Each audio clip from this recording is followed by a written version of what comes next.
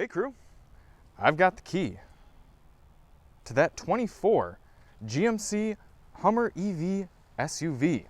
Now, we are going to take it for a drive, but first, who am I and what did I do with Miles? Well, Miles and his lovely wife Christina should be expecting their second child any moment now, and he asked if I would come up and get some footage of the new Hummer SUV. I gladly obliged, so now we're here to take a look at the inside and out and then take it for a drive. Starting up in the front, we see a lot of similarities to the Hummer pickup that we've seen before.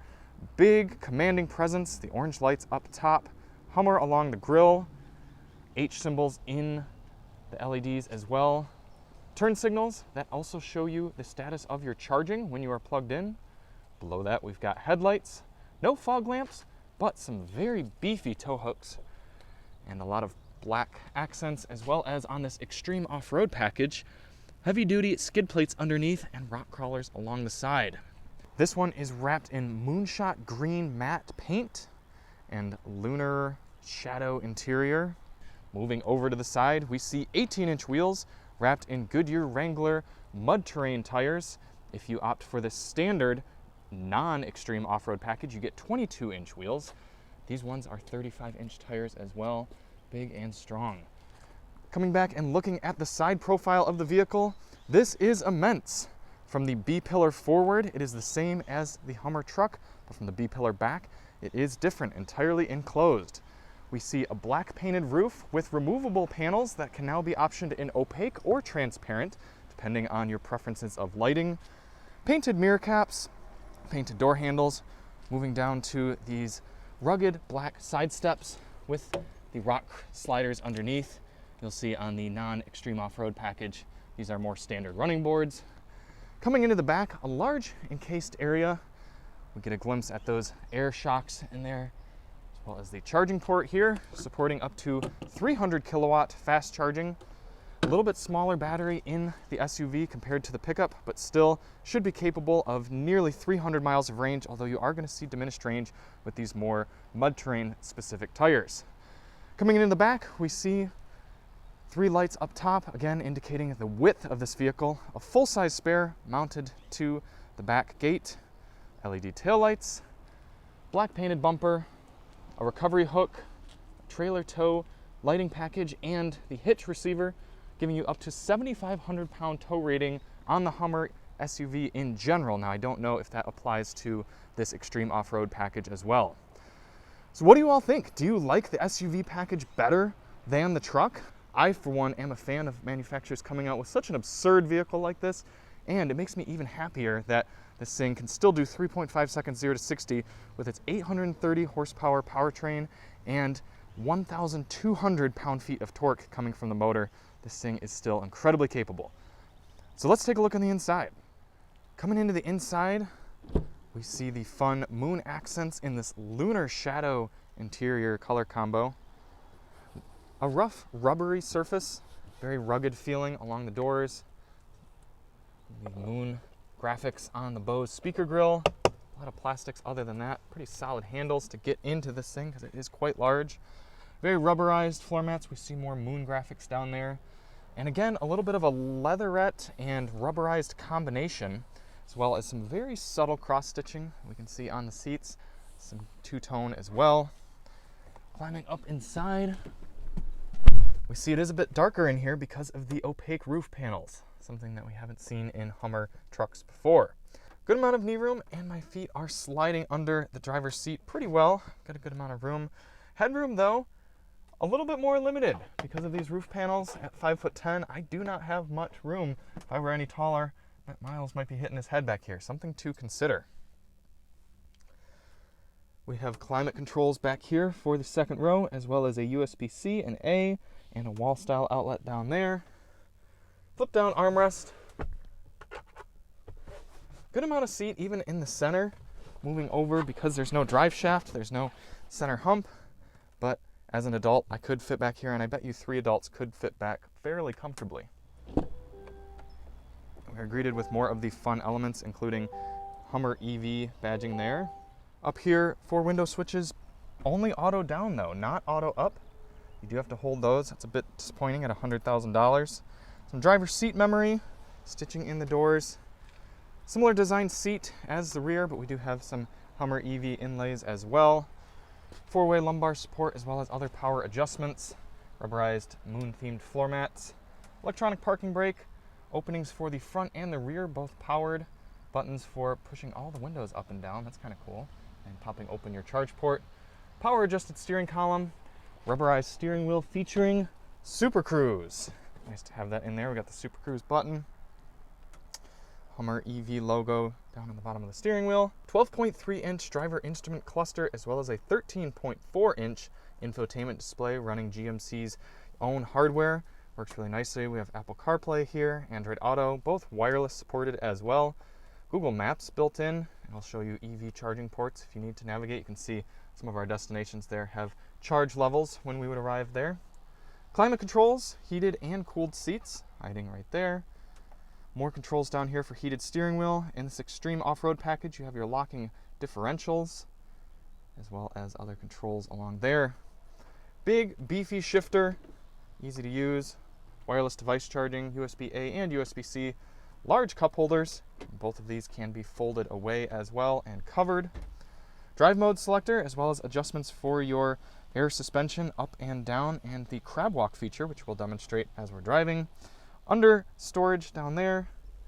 Spot for your phone. This is a rubberized, bit of a harder surface as well. Very large center console with a removable tray. Overall, it's a fun interior. I like being in here. We also have a camera rear view mirror. You can see our friend Alex from Alex on Autos there. And that definitely helps because visibility is not fantastic here in the cabin. Looking in the back, very chunky C and D pillars, making it harder to see out of your blind spots. Thank goodness we have blind spot monitoring and rear cross traffic alert, making it a bit easier to pilot this massive vehicle. Let's go take a look at both the front trunk and the rear. We'll start by pressing this button. That's going to present the front trunk to us. Just over 11 cubic feet of storage up here. You can also store the roof panels. So if you want to take those off, you put them in this bag and they'll tuck away. We have some Hummer logos in there. A few power points as well, but maybe not as many as you'd see in some electric truck competitors. Button hiding down here to close that. Coming around to the back, you'll see it is a powered liftgate. Can either be done from inside or from this button here. And it swings out. And because this is a wide vehicle, this is a wide liftgate. And you might have trouble opening this in a tight parking spot, maybe a garage, maybe if there are children behind you, something to keep in mind. And we're greeted with a fairly reasonable cargo area. We know that we have about 81 cubic feet of total cargo area with the seats down, but undisclosed what just this area is. Fairly high load surface. You have to get over a few levels to get in here, but then we're greeted with fun moon graphics as well. Controls for aggressively dropping down, no, maybe? There we go. The rear seats, creating that flat load surface, and some storage bits as well. This will power itself closed. And there you have it.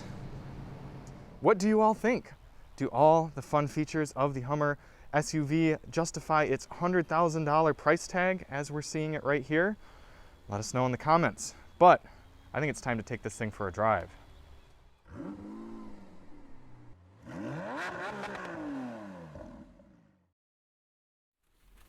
Going to start up the car, you can see we're greeted with a 79% charge level. Everything comes to life. No noises, clearly. We are out here with Alex from Alex on Autos.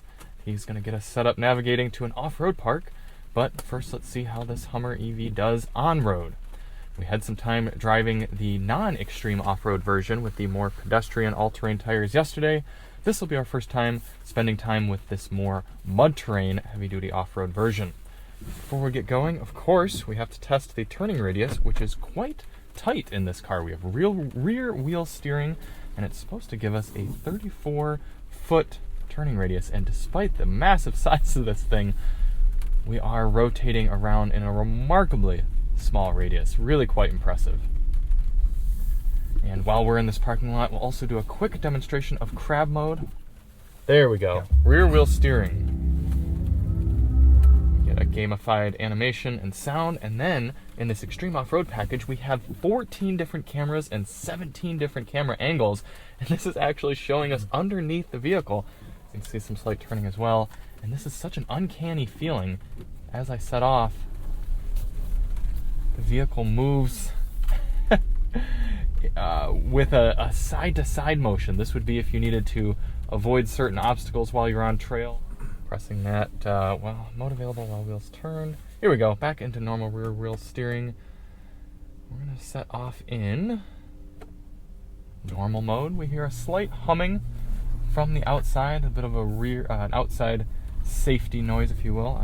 There are a few different regeneration modes in the Hummer EV. You can have off for one pedal driving, so it'll simply slow down, very similar to how a gasoline motor would, and not bring you to a stop.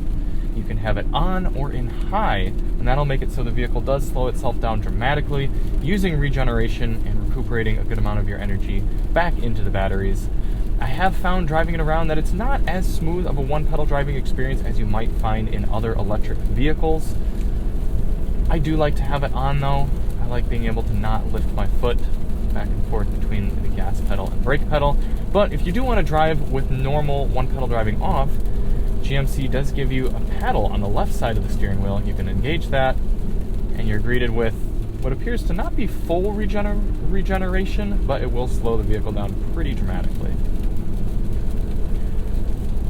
You all get to experience the 3 cute little windshield wipers on the front of the Hummer EV SUV. I don't know if they're going to stock those in your standard AutoZone or O'Reilly's, but maybe they fit the rear of some little compact sedan hatchback.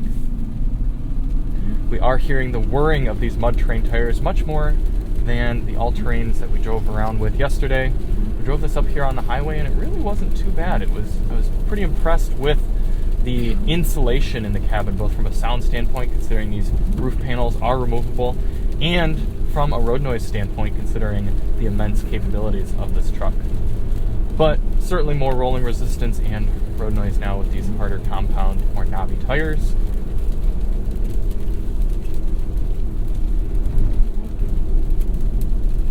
Let's talk powertrain. As I mentioned earlier, this is packing 3 electric motors in this Edition 1 version. There is a dual motor that will be offered later on, but this one is giving us 830 horsepower and 1,200 pound-feet of torque from the motor.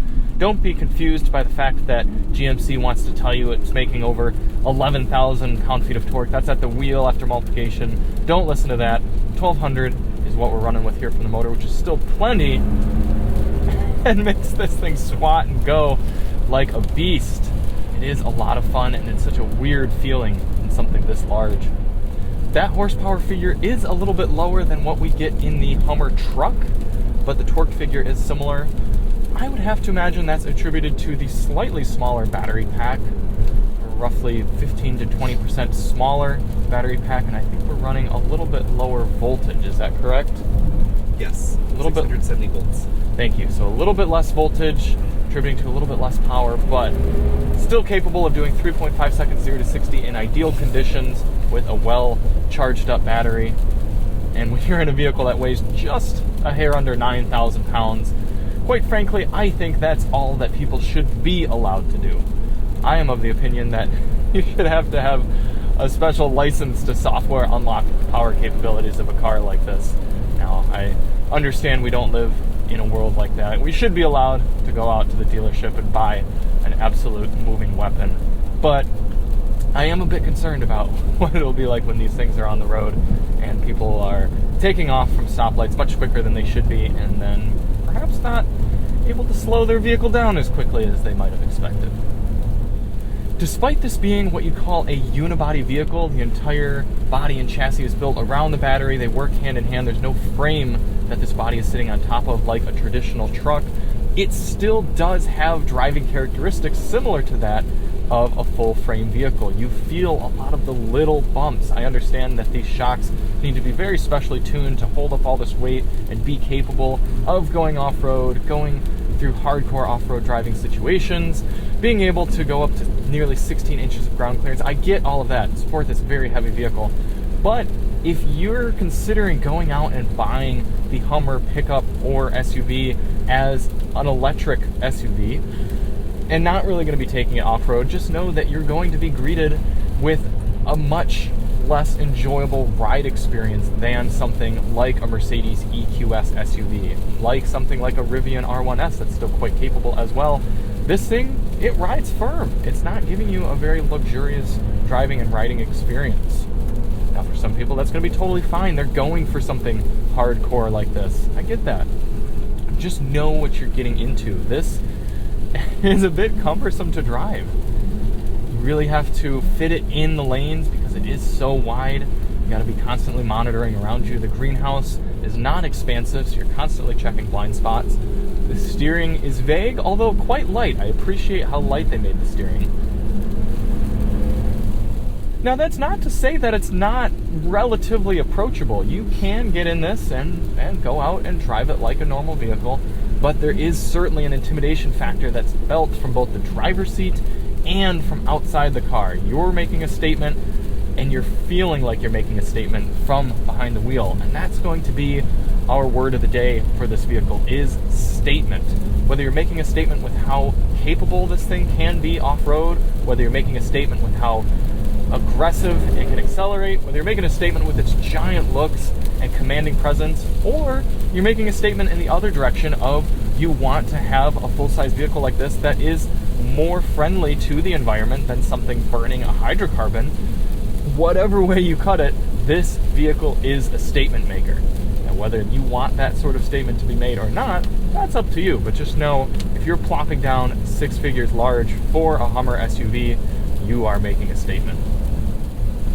Let's take a moment to talk about some of those competitors. Like I said, the Rivian R1S is the most direct competitor from an electric SUV standpoint, especially one with off-roading prowess as well. That vehicle is still quite a bit smaller and, might I say, a bit more advanced feeling from the inside. This does have a lot of great technology, and I am a big fan of the layout and usability of this infotainment screen. But there's no getting around that the Rivian products do feel like you're driving the future. This feels like a very advanced present, but the Rivian R1S is going to give you more of what I like to compare to an off-road Tesla sort of experience. You are still going to be paying quite a bit of money for the Rivian R1S, and both of them are going to be hard to get your hands on because reservations are filled up for this. Reservations are built out quite far for the Rivian R1S as well. But that would be the most direct competitor. If you're shopping for the Hummer more because it's an electric SUV and less because of its off-road capabilities, then you might be cross-shopping against something like the Mercedes EQS SUV. That's going to give you an entirely different driving and ownership experience. Despite the Hummer having a luxury car style price, it's not giving you a luxury sort of experience. The fact that we've got 4-way lumbar adjustment and cooled seats is about as far as this is getting you toward a luxury car. At the end of the day, this is a vehicle that you're paying for the powertrain, you're paying for the battery, you're paying for the development costs for GM to develop more electric vehicles in the future, and you're paying for the incredible off-road capabilities. So if you don't see yourself using those and you don't want the absolute statement maker of an exterior that is on this vehicle, the Mercedes is going to give you much more of a luxury and calm, regular, good commuting driving experience. However, there are going to be some of you who are shopping for the Hummer who want it more as an off-road vehicle, more as a bonkers mobile than an electric vehicle. You maybe couldn't care less that it's powered by electrons rather than hydrocarbons. And in that case, your competitors are going to be something more like the Bronco Raptor from Ford, or maybe even the Jeep Wrangler 392 from Jeep. Those are both smaller vehicles. They are going to be more capable off-road due to their lighter weight and more smaller diminutive sizes, but they also provide a lot of grins. And if you're talking about something that you can mash the right foot and really go and accelerate and have a lot of fun and toss around and really just be silly with, and we can't get too much further in the drive without taking my first opportunity to do the world famous horn test. A very car sounding horn.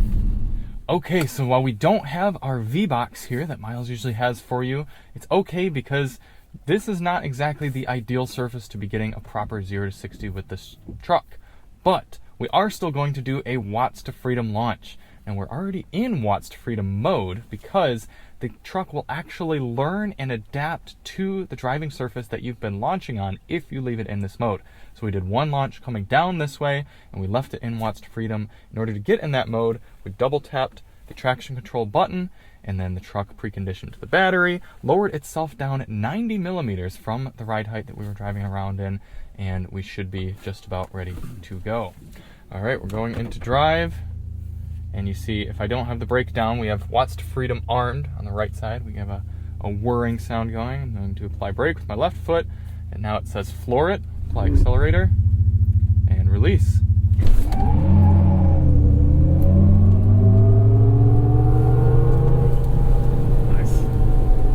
Pretty impressive, even in this wet situation. This thing fights for grip so well, and we are in the extreme off-road package vehicle as well. So the mud train tires still doing their best with this tri-motor setup in order to get us a really, really impressive launch. As you can see, Mother Nature has had other plans for us hitting the off-road course, so unfortunately we were not able to fully test the abilities of this Hummer SUV on the off-road course. Some things you should know, though, that I was going to mention while we were out there, is that this has a 9-inch shorter wheelbase than the pickup truck version of the Hummer, and that allows for a bit of extra maneuverability as well as some pretty spectacular approach and breakover angles. Nearly 16 inches of overall ground clearance when the air suspension is maxed all the way out, and as we saw from some of the driving that we witnessed yesterday by some of the GM employees, this thing is incredibly capable off-road despite its large size and heavy weight. Out here on the highway, you're going to get some of the worst case scenario for driving impressions on the highway, but that's kind of a good thing I see in some ways, because you can hear how loud is it when this very upright windshield is being smacked with a lot of raindrops, and the windshield wipers are going quickly. I love seeing all three of those windshield wipers going through.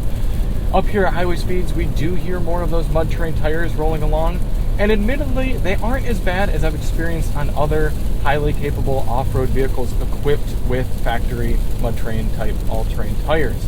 And if you were to put some aftermarket ones on here, I'm sure they would be even louder depending on what you go with. So really not too bad. I think there's quite a bit of sound deadening coming from this thick floor, dual layer battery packs under there, really providing a lot of absorption. But there's no getting around the fact that you do hear them more than you hear the all-terrain tires with the non-extreme off-road pack Hummer. In terms of comfort, we've been in the saddle here for quite some time. The seats don't have the deepest amount of thigh support, but because of their adjustability and fairly comfortable materials, they seem to be pretty comfortable over time. All of a sudden, I got a little chime from the truck, and it announced to me that actually Super Cruise is now available. So we are really putting it through its paces, testing it in this hard rain, and seeing if it can wedge itself in between two Priuses, and it actually did that. Super Cruise, as I said earlier, is a really, really impressive. It is the top semi-autonomous driving functionality on the market right now. It was a bit of a shame that it wasn't working for some of our drive up there to the north, but working really, really well now. I don't know if auto lane change is on. It probably isn't, so I'm going to take that, and it's going to take itself over. Even with this big, squishy tired 9,000 pound beast, it'll drive itself. So that is just yet another reason why maybe you could stomach a 6-figure price tag for this thing.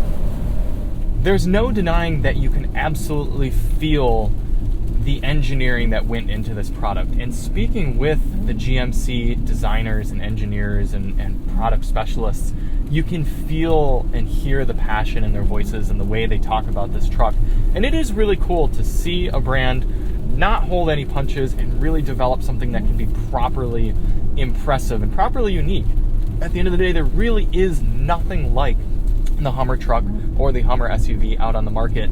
And despite it having some shortcomings and it having some limitations in its size and its weight and its efficiency, you have to admit that it is pretty darn cool to get in a car that's unlike anything else on the market. So what would you guys choose? Would you pick something as crazy like this? Are you going to pick something that's a little bit more calm for day-to-day driving but doesn't make quite as much of a statement? Let us know in the comments. And leave a comment below wishing Miles the best of luck becoming a father of 2. He'll be back at you shortly. Don't worry, he's not going anywhere. And thank you all for watching, everyone.